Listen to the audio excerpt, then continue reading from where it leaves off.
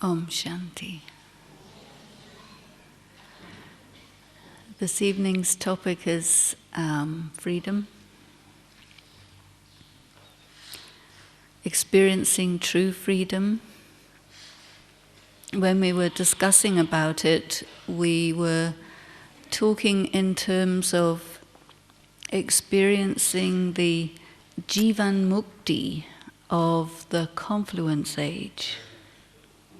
Because Baba tells us that we are going to have mukti and Jivan Mukti. And that is why we're studying. And there's a process going on of meditation and study and Brahmin life and service, and all the various different things that happen to us in the confluence age, or the things that we engage in, what we experience. All of it is really in order for us to attain mukti and Jivan Mukti. And Baba says everyone will get mukti anyway. So we don't necessarily have to try for it, or there isn't any possibility of failing to get it. But Jivan Mukti becomes something that we focus on a bit more, because we're going at the end of the confluence age to go back to the soul world sooner or later, sooner than later probably. You know, time is such a thing that it's, whenever it comes, it'll be, oh, right now. But then Jivan Mukti, in the golden age, and a lot of us, we think about what will it be like there, how will we be there, what will we be doing there, what will we feel, what will we know, what will we not know. Nobody makes any effort for anything in the golden age, but whatever is the work that we have done during our time in the confluence age, the fruits of all of that are in the golden age. And so Jivan Mukti in the golden age, we can think about it that maybe we must have Jivan Mukti in the confluence age, and then we'll take that experience, that sanskar, over to the golden age. What do you think about that? That sounds reasonable? I'm a bit far from you. The stage here is a bit high, and the Om Shanti Bhavan is a bit lower, so it's a bit easier, but far. Anyway, you can see me, I can see you. So, this experience of freedom, or the attainment of freedom, is really what we're going to talk about here. And many people find, I don't know if you're also finding this, but many people find that one of the things that happens when we come to Madhuban is that things come to the surface. Do you find that? And I think in a way that's why, of course we come to Madhuban to meet Baba and Dadis and each other, but also on our own personal effort. There are many things that, if they didn't get brought to the surface by the high intensity vibrations of Madhuban, then they wouldn't be able to be removed from the soul. So even though it might sometimes be a little bit of an uncomfortable experience, nevertheless it's quite beneficial, quite useful for us to have things come to the surface so that we can then look at them and see what they are, and then say goodbye to them. Because Baba has sometimes given us this example of the yagya being fire, and the soul being in the crucible where they melt the gold, which has lots of impurities, so it has to melt in that crucible, and then the impurities float to the top. So definitely when we're here in Madhuban, all the knobs are turned up to maximum, aren't they? And so sometimes it gets maybe a little bit too hot or a little too much. But all of that is so that a little bit more of the impurities, the things that we don't want in our soul, come up to the surface so that they can be burnt off and got rid of. Because when we're pure gold, then we're free. Because impurities are also called vices, and also they're called bondages. And so whichever word we put, if they're not there anymore, we're free. So to have Jivan Mukti in the confluence age has a great deal to do with becoming free from things that don't belong in our soul when we become deities. And it was very interesting that Baba has been emphasizing for the double foreigners that we're souls and we're Bharatvasis, Indians. That's an interesting thing to take on board. We used to be deities in the Golden Age, which wasn't in California or Paris or any of those places. It was here in India. And we had minimum 21 births in India. And then we came into the path of bhakti here in India. England as we know it wasn't invented until 700 years before Christ, which is a lot older than America as we know it, but it's a lot younger than India, you see. Civilized world of India that, you see, we have been in for quite a long time, even if we were the people who went first out to other places. And then Baba also says that, hey, you weren't those, you were quite recent emigrants.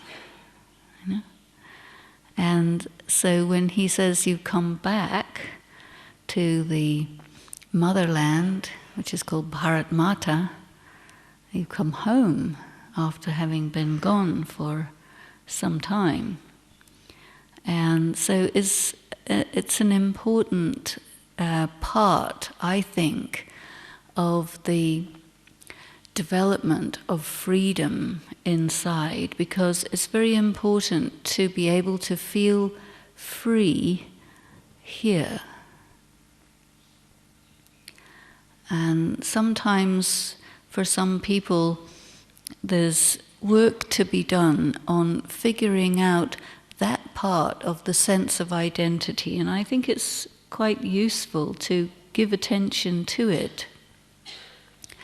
And I think that also is connected with the concept of Brahmin culture,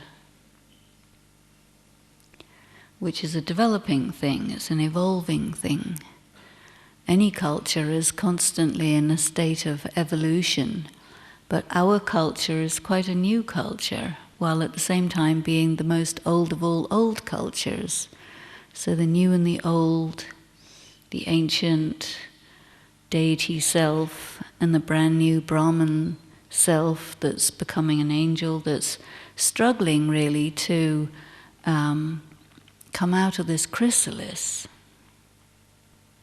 Because Brahman life in a way is like being in a chrysalis where all this transformation is taking place. So there are a number of metaphors that exist that help us to think about what's happening to ourselves. So two of them I've just mentioned. One is the gold with various alloy in it, which is being put in the fire so that the alloy gets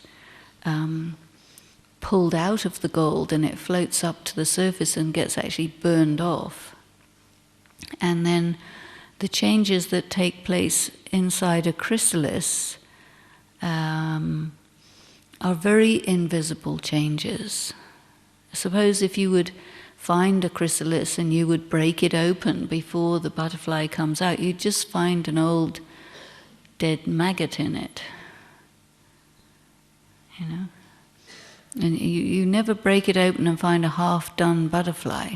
It's always an old dead maggot. Funny thing, but it's the way it is.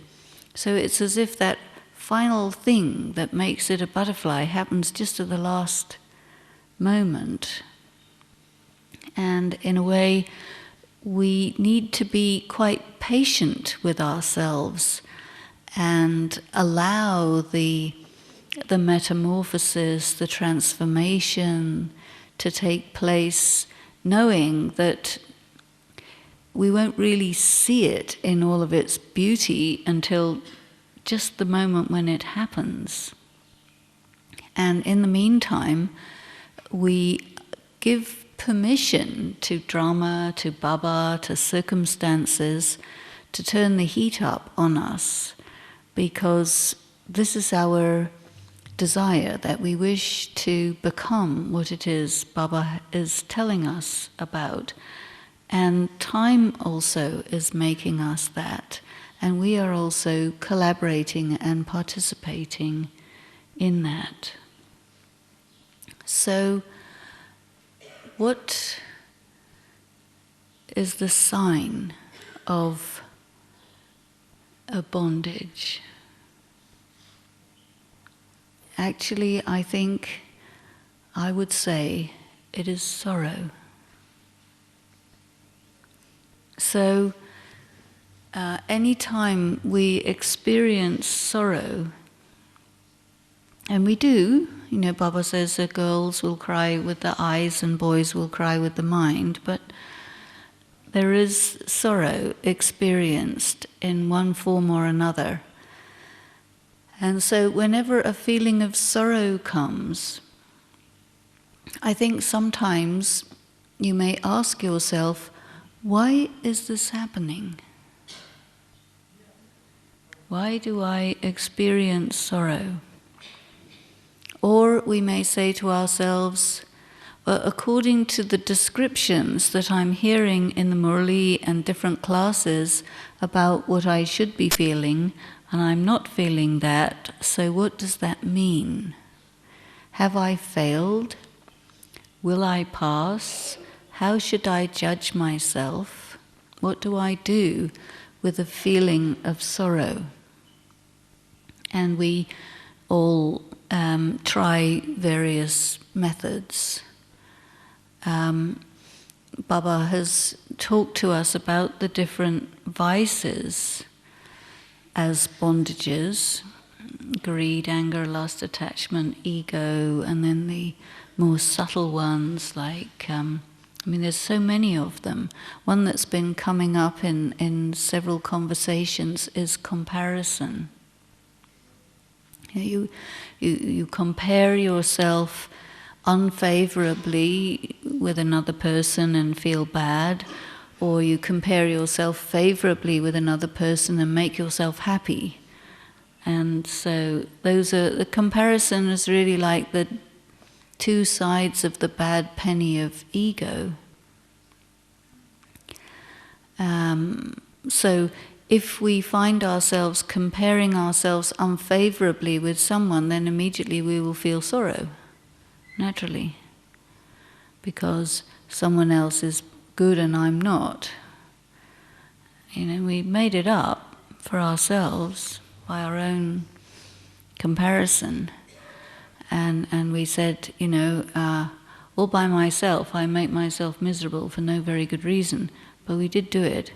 And then we have to get out of it, so that takes some time.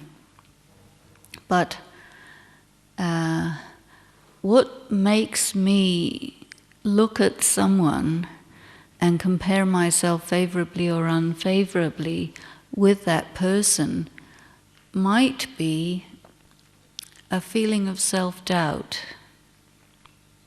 or a feeling of insecurity. And then this brings up the idea of faith.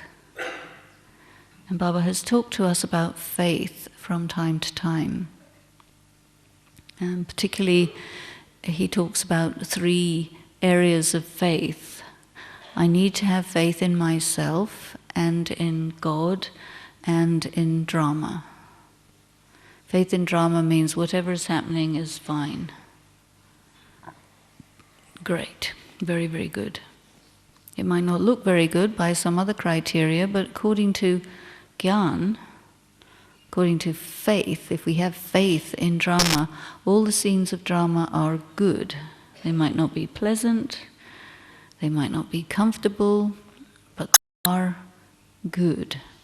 So our concept of good is being taken away from the concept of it feels good. It might feel bad, but it is good. It might feel good, but it is bad.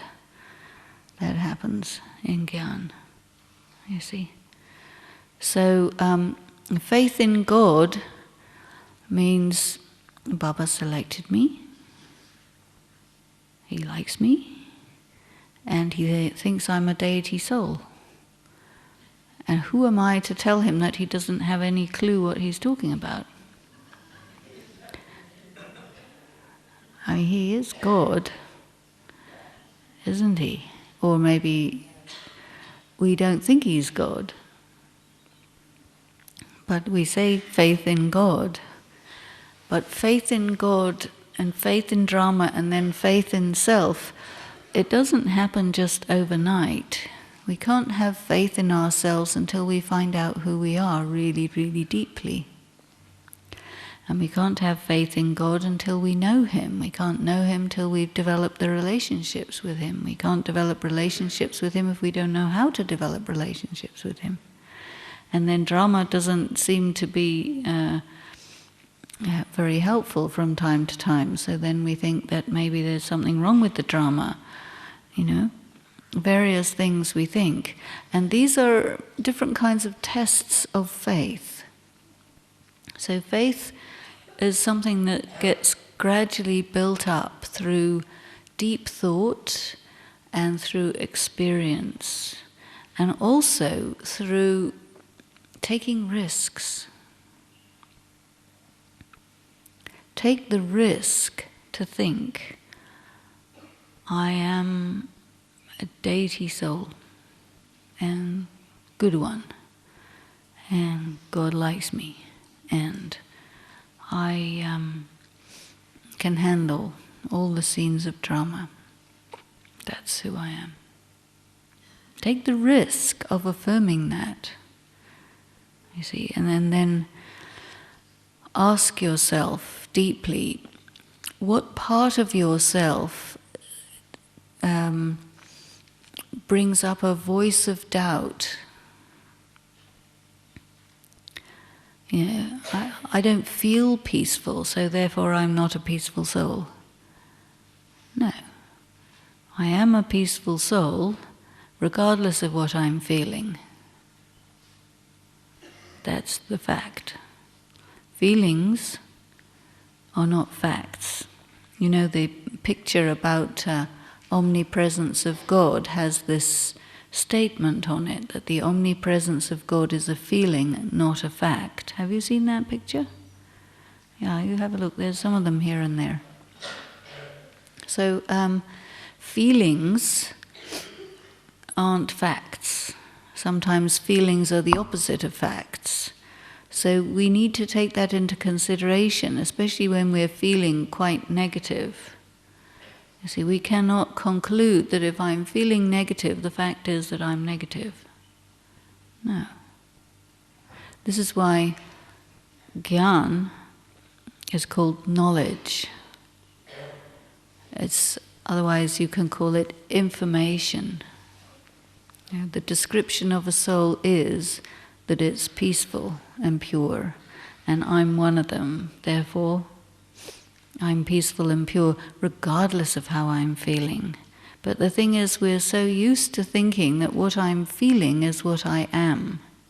So we have to really rearrange our intellectual processes to cast doubt on negative feelings being facts, you see.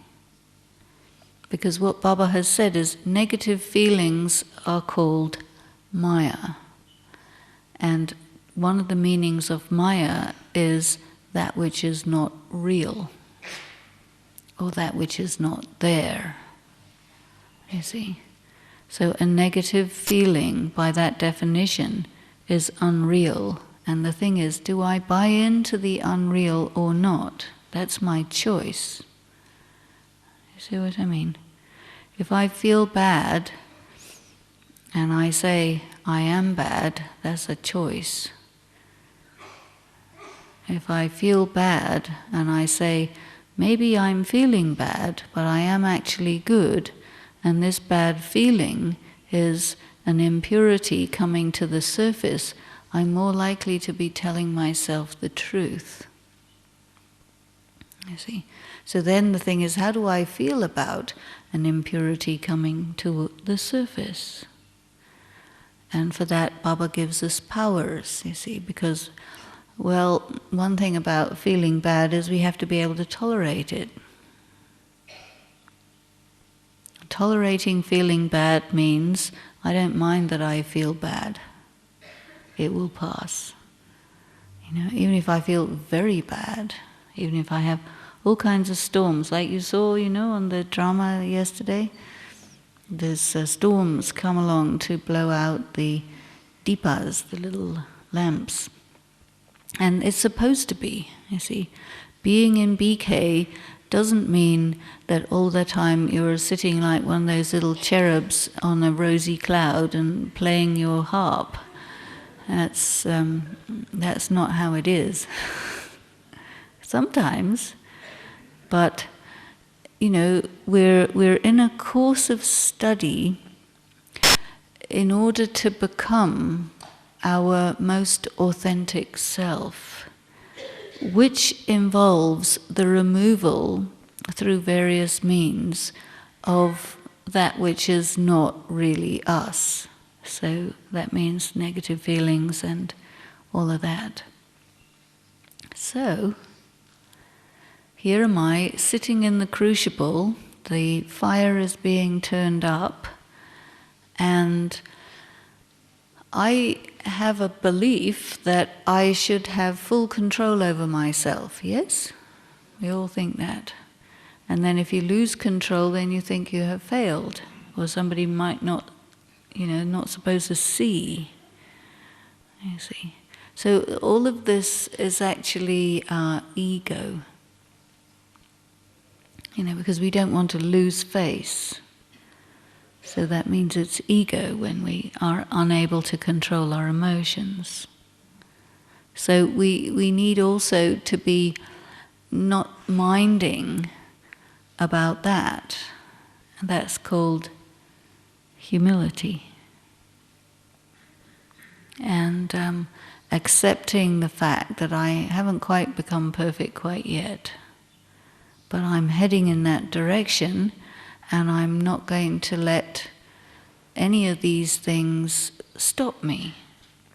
And I know that they're trying to stop me, but I'm not going to allow it. So we have to be quite assertive in our practice and in our relationship with negativity, and assert that though the negativity may be there, though the sorrow and sadness may be there, I am going to ride it out. And that is also called settling karma, you know. But we have a choice. We can settle it miserably or bravely. And that's a choice. So courage and bravery is a good thing. Because if we can be brave and just ride it out, whenever we do that, it actually makes us stronger, and it makes us more experienced and less upset by the whole thing, because we have a different attitude towards it. And the attitude is, I know it's going to come, and when it does, I know it's going to be relatively awful, but I'm going to ride it through, and I'm going to make it through, and get to the other side of it, because the nature of the journey is like that. And so there's no point in me trying to convince myself that it isn't going to happen, or that it shouldn't happen, or won't happen, or if it does happen, it means I should give up because I'm not a good meditator, or any of those things, you see, because those are called actually weak thoughts. And we can have weak thoughts if you want, you have as many as you want, but it won't actually do any good, and it won't change anything. And one might as well have a strong thought. And it doesn't mean it's easy, but it is possible. And it also doesn't mean that we will succeed every time. There will be times when we do not succeed in riding it through, and coming out smelling like a rose and feeling victorious and so on. We might well fall down and get buffeted about. But as we also saw in the drama last night, you pick yourself up, dust yourself off, and get going again. That's what you do. And you got experienced. So all of these things, they don't come to convince us that we should give up, or that we're not capable, or anything like that. They come to make us experienced, and they also strengthen us. So the kind of strength and experience that comes from those things cannot be learned in murlis, or thought about in meditation sessions. They're real live things, real live experiences that we go through. And once we've gone through them, then they're behind us, you see. And then we know about those things. And we get a bit clearer about where our weaknesses really lie, because the big problem, I think, for most Brahmins, for most people, is they don't know themselves. Sometimes you have to be really taken to your limit before you can find out your strength.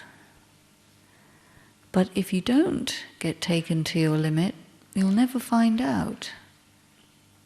And if you find out when you're taken to your limit that you're not very strong, then, as one of my friends was telling me today, Baba fills in all of your weaknesses, doesn't he?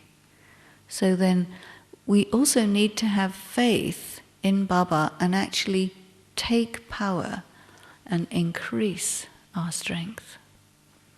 So many times Baba says, I offer you to myself, you don't use me. Yeah. And if he says that, it means it's probably quite a common situation. That we have access to Baba, but we haven't figured out how to make use of it. So this is also something we should think about. Because Baba is called the liberator, the remover of sorrow, bestower of happiness, the purifier. All of these things are Baba's descriptions, and we need to investigate him in terms of those avenues of approach, because every description of Baba is an avenue of approach, isn't it? And if you want to just really investigate what is your sorrow. What are you unhappy about in yourself? Maybe you don't come up to your own expectations or your own standards. Maybe you have created a setup in your mind for yourself to fail, no matter what you do. That's a very common thing that people do. Well, I had a waste thought today, therefore I'm a failure. No. I had a waste thought today, therefore I will pay attention and not get caught up in that tomorrow. Simple as that, you see. So we have a tendency to make value judgments on ourselves, and this can contribute to our sorrow, which means that when we make a value judgment about ourselves, we are intensifying our bondage. We are increasing our impurity instead of allowing it to float to the surface and burn off. Because when we do experience a truth about ourselves, one of those awful truths, it hurts. Of course it hurts. But we have to be able to tolerate that. Because that process of tolerating the awful truth while it's hurting is the process of that negativity getting burnt off. So that's what we want anyway. So we might as well do that, just allow it to burn us a bit. And what happens after that is a dimension of our false ego is what's getting burnt off. See, because false ego is when we think something that isn't the case about ourselves. And then the awful truth is when we have to face the fact that it is, and that what we thought, we were deceiving ourselves, you see. So we may experience disillusionment about ourselves, or about the Brahmin family, or about God, or about whatever, because we have tons of illusions.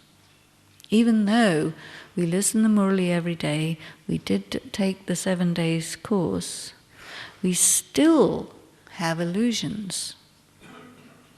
Sometimes we will be asked to put our hands up, who's free from attachment, who's free from ego, who's free from anger. We'll put our hands up, yes, I don't have any, But a trace of it will come. It'll be provoked by something, you see. And these things, it could be something somebody says, will provoke a strong reaction in us. It doesn't mean that the other person did it to us, but the other person became instrumental for some hidden thing to get thrown up on the screen of our mind for us to have to deal with, you see. And we don't like that because it doesn't correspond to our illusion about ourselves. So then, what I think is useful to do is to say to ourselves and to say to Baba that I want to know the truth about me, and I don't mind what it is. I just want to know the truth about me. And if we say that to Baba, they say, be careful what you ask for, because you will surely get it. So, well, anyway, before you ask such a thing, you really have to think, do you? But I think that really we all do, because that's why we're in Gyan. I mean, why are you getting up at 4 o'clock in the morning and showering and getting ready for Murli and working and doing service and all of this stuff, as well? It's because you want the truth.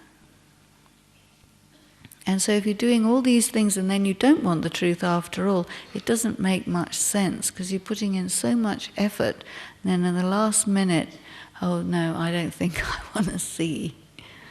No. Make oneself ready to see. That may take a lot of time. That's okay. However long it takes, and we see the truth incrementally, in bits.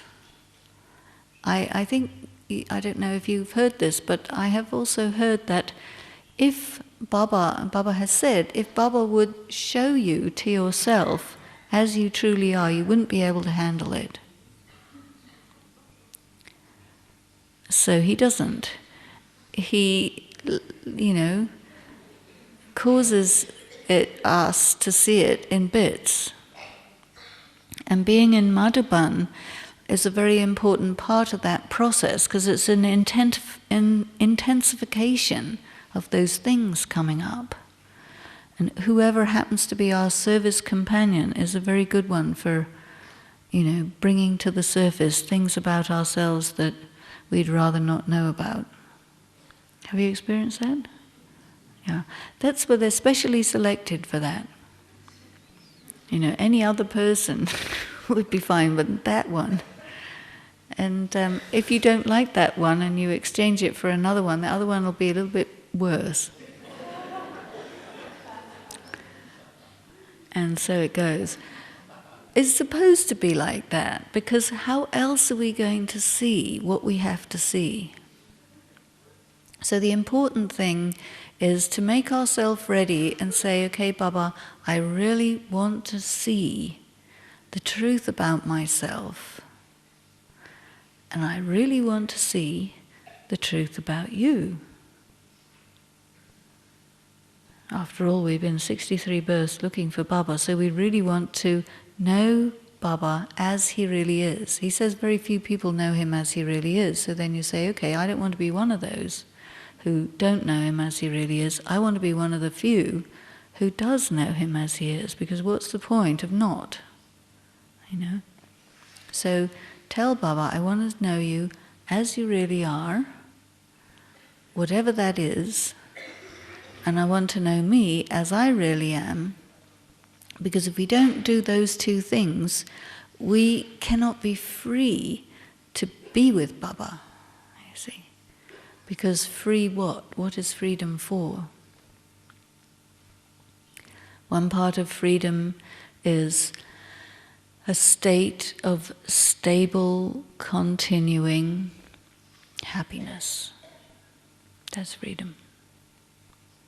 Anytime something comes to take away our happiness, that's bondage. And that's something we have to work through or work off or work out. But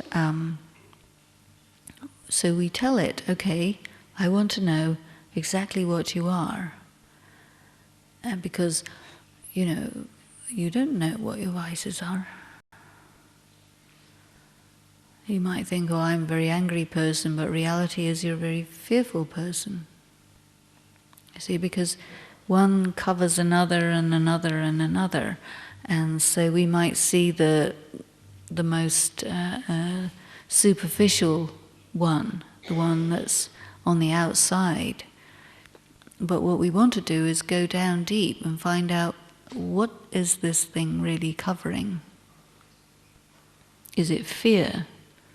For a lot of people it's fear, you see, because insecurity, anxiety, self-doubt is a killer, And so we need to address it if it's there and find ways to really build faith in the self. I was in France recently. I don't know if there's anyone from France here, but we had a gathering just in a small place outside Paris, a retreat. And so I gave an exercise for people to do. She didn't like it at all, but anyway, I did. And I said, okay, you're on the edge of the abyss. The abyss means there's a big hole and it doesn't have a bottom. And God has gone. You don't have him. And you have to abandon hope as well. You have no hope. Now, how do you feel? Of course, everybody said, no, don't make us feel that. Why are you doing this to us? This is supposed to be a nice retreat, giving us a horrible experience. But anyway, one of the sisters said, I didn't abandon myself. And that was really key and crucial, you see. And the other people didn't even want to feel it. But she said, no, I didn't abandon myself. And that was a very important thing, to really stick with the self, to have faith in the self and be with the self.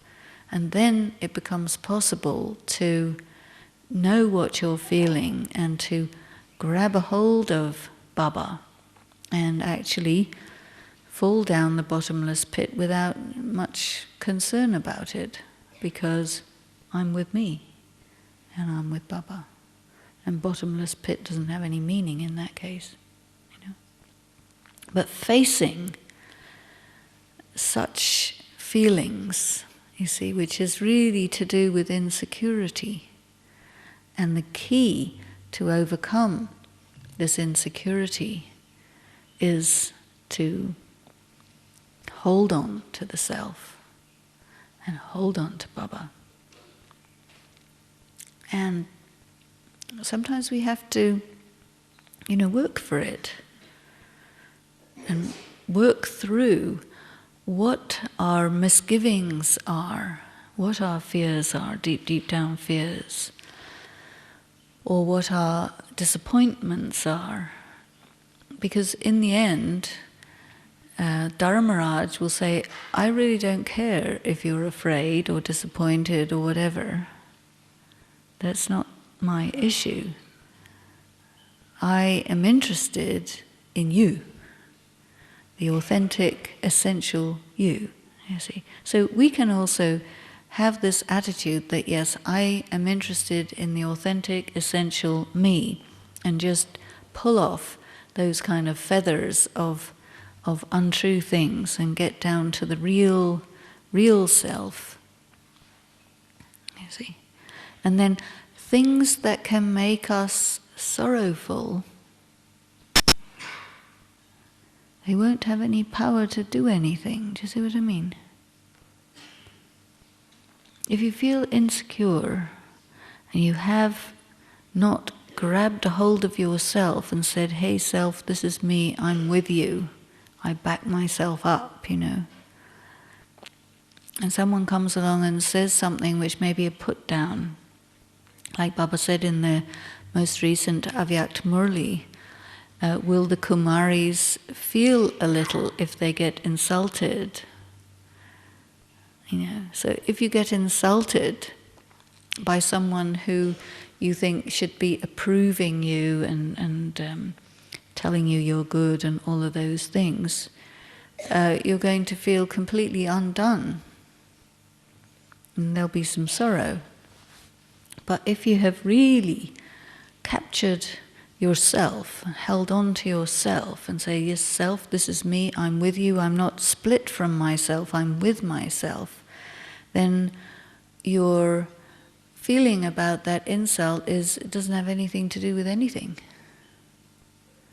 That's your part in drama, I'm playing my part, you do your thing, no problem, but this is my thing, I'm with me. Do you see? There wouldn't be any sorrow. But if we are sort of separated from ourselves, it's very, very easy for external things, what somebody says, what happens, what you see, it will affect us. But if we're really strongly having faith in ourselves and committed to ourselves and loyal to ourselves, then we become capable of disregarding something that otherwise would be a provocation to bring us into some sorrow. And when you're in that state, believe me, you are free. There isn't anything anybody can say or do or not do which gets to you, because you know who you are. So that's freedom. That's freedom in whatever, atmosphere, vibration, circumstances, and so on. And if somebody says to you, well, you haven't done enough service, what is enough? You see? And who are you to do anything? You're an instrument. The instrument must keep itself in good order, and then the user of the instrument will use it. You see? And so then, if I haven't done enough service, and you know that you've been doing your best, so doing your best can never be insufficient. Doing your best is your best. And so being honest with Baba, I do my best, and the rest is up to you. Whatever you want done, do it through me. But if we don't say to Baba, Baba, do it through me, whatever you want, then it's ego saying, I don't need you, I'll do it. Because we feel responsible. Sometimes Baba has said, your only mistake is to take the responsibility from Baba. When Baba is responsible and you've made yourself responsible, and of course things don't work, and then you feel that you fail, and then you feel sorrow again. Again, it's because the ego of thinking, I am responsible. And this is why you hear Dadi Kumarka, especially Dadi Prakashmani, saying about being an instrument. Because really you understand clearly, and you can't have any sorrow about it. There isn't anything any of us by ourselves can actually do. But Baba hasn't asked us to do anything. He has simply said, I give you the opportunity to make your fortune by becoming my instrument. And we say, great. But then we forget about it. And we think, I am responsible. So this is another big reason for sorrow, a feeling of burden of responsibility. And this is also a kind of an impurity, and in fact things will naturally get so bad that you have to give up the idea that I'm responsible. So whatever it takes, he doesn't mind how bad it has to get for you to get the point. But it's very, very good to think, I sincerely and honestly do my best. I check myself, I'm not lazy or avoiding or in a bad mood or any of those things, but I sincerely do my best, and Baba, use me for whatever you want. And if Baba's not using the self, then tapasya. Because so many people say, well, I don't have time to really study or meditate because I can't get anything to happen. We're so busy trying to be responsible to get things to happen, and then the time for meditation slips by, or we try to work too hard, and then Amrit Vela slips by, and then we're not very conscious in class, you see, so that the filling up of the self that is very important doesn't take place because we have thought, I am responsible, or I just have to try a little harder. We put pressure on ourselves, and it's because we haven't understood properly that he is using us as an instrument, and we need to know how to use Baba.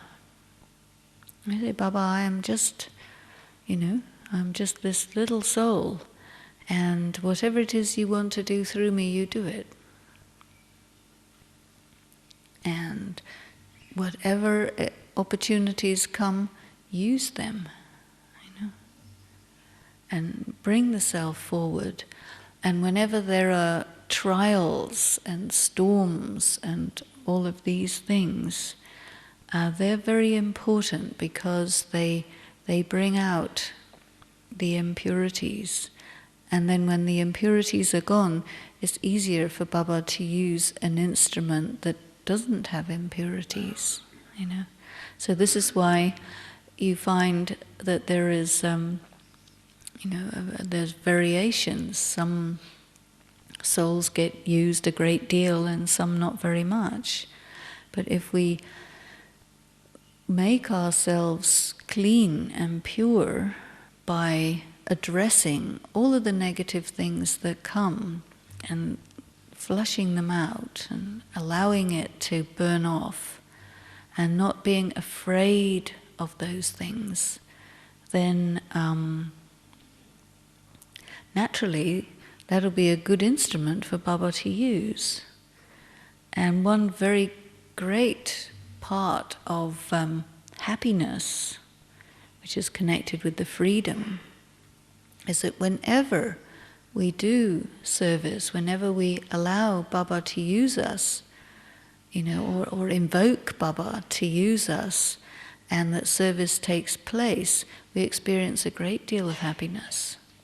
So these things of sorrow, they can actually constitute barriers which make us say to Baba, no, don't use me. I'm too miserable today, or whatever. But if you just say, no, regardless of how I'm feeling, Baba, use me, you will find that sad feeling disappears very, very quickly.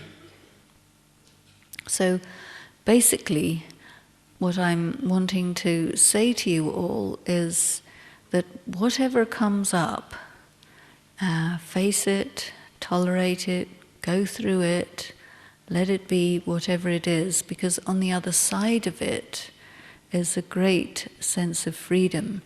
And by continuing to do this, you get to a point where there's very little that pulls you down or pulls you into a bad mood or a depression or whatever, because you have really faced each thing that comes, and in that way you have claimed the power to face, and you have achieved the power to tolerate. And those are two very, very important powers. If you have the power to face and the power to tolerate, you are free. Very, very free. And to enjoy the Brahman life and enjoy the people who are in it and dance with whoever comes your way to dance with, is a very wonderful feeling of freedom. So as all of the things that seem a little difficult, tell yourself, it just seems difficult, but in reality, it's very much for my benefit, and I will move forward by just sitting with it and allowing it to be and moving through it. Even if it's upsetting or hurtful or painful or whatever it is, stick with it. Be loyal to yourself. Don't abandon yourself, and just walk yourself through it, and you will find yourself greatly enriched and very, very free. You think you can do that? Good.